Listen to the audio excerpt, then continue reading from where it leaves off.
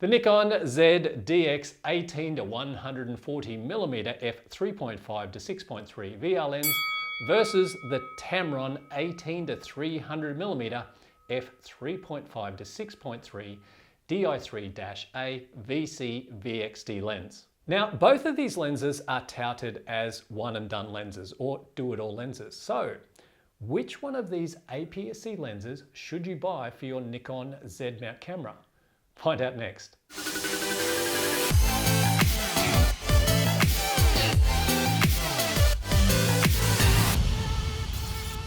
Welcome back to the channel, guys. All right, we've got a bit to get through in this video, so let's start off by having a look at both of these lenses side by side. You can see the Nikon 18-140mm is smaller in size than the Tamron 18-300mm. The Nikon closed measures 90mm and the Tamron 127mm. Let's zoom both of them out to their maximum focal lengths.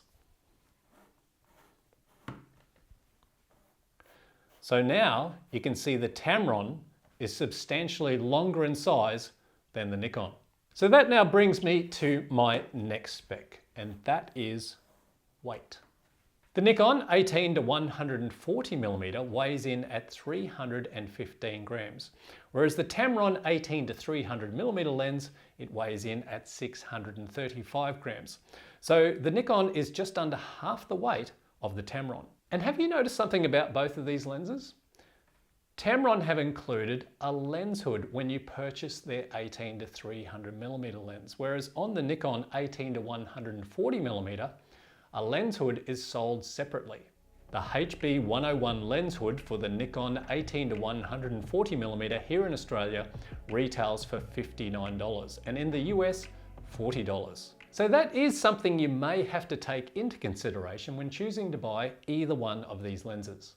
Both minimum and maximum aperture range on both lenses are exactly the same, and that is maximum f3.5 to f6.3 and minimum f22 to f40. They do have different filter thread sizes though. On the Nikon it's 62mm and on the Tamron it's 67mm. Focusing speed out of both of these lenses going from foreground to background subjects, I thought both lenses are pretty much on par with one another. Price, well, they're pretty close to one another, but an interesting thing I found out about these lenses. At the time of making this video, the Tamron here in Australia is slightly more expensive than the Nikon, but in the US, the Nikon is slightly more expensive than the Tamron. Both lenses have inbuilt stabilization VR, or it's called VC on the Tamron, which helps keep your shots steady when doing photography or video handheld. All right, now for one comparison I'm sure a lot of you out there are interested in seeing. What's the focal range difference like out of both of these lenses? Now, I'm sure the Tamron has longer reach than the Nikon, but by how much? At 18mm, which is the full frame equivalent focal length of 27mm, we can see they're exactly the same. But when we push both lenses to their maximum focal lengths, well, that's a real different story. On the Nikon at 140mm, you get a full frame equivalent focal length of 210mm. Whereas on the Tamron at 300mm, you get a full frame equivalent focal length of 450mm. Next we have minimum focus distance. On the Nikon at 18mm, it's 20 centimeters, and at 140mm, it's 40 centimeters. Whereas on the Tamron 18-300mm, at 18mm, it's 15 centimeters, and at 300mm, it's 99 centimeters. Let me just put up some minimum focus comparison shots here out of both of these lenses. Firstly, at 18mm. You can see with the Tamron, you can get much closer to the subject than the Nikon. But on the long end of each lens, it's a different story. You can get closer to your subject with the Nikon at 140mm than you can with the Tamron at 300mm.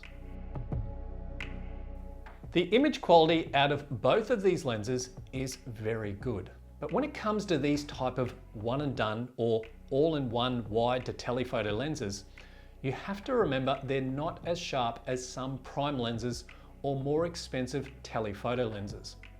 But that is the trade-off with these type of lenses. Having the convenience of having a diverse focal range lens that covers you for a lot of different types of photography, compared to lugging around a whole bunch of different lenses, adding extra weight to your camera bag and having the inconvenience of having to change them continually.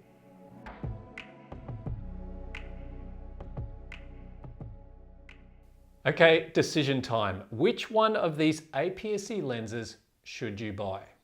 Well, I think it comes down to two things you have to consider. We've seen that both of these lenses are close in a lot of different aspects, except for two things, and that is weight and reach at the long ends. If you want a lighter, more compact camera lens combo, then the Nikon is the obvious choice. It's a great lens for walking around cities or heading out to the park or beach for the day with your pets, friends, or family.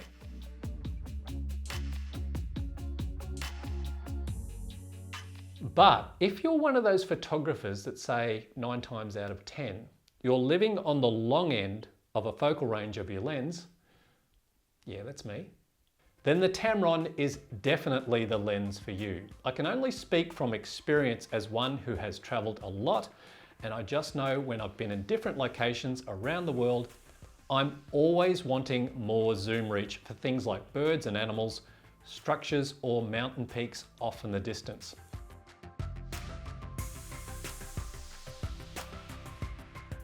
Now granted, the Tamron would weigh a little more in carrying around, but I'd rather have more reach than not enough. It's always better to have more reach than less, in my opinion.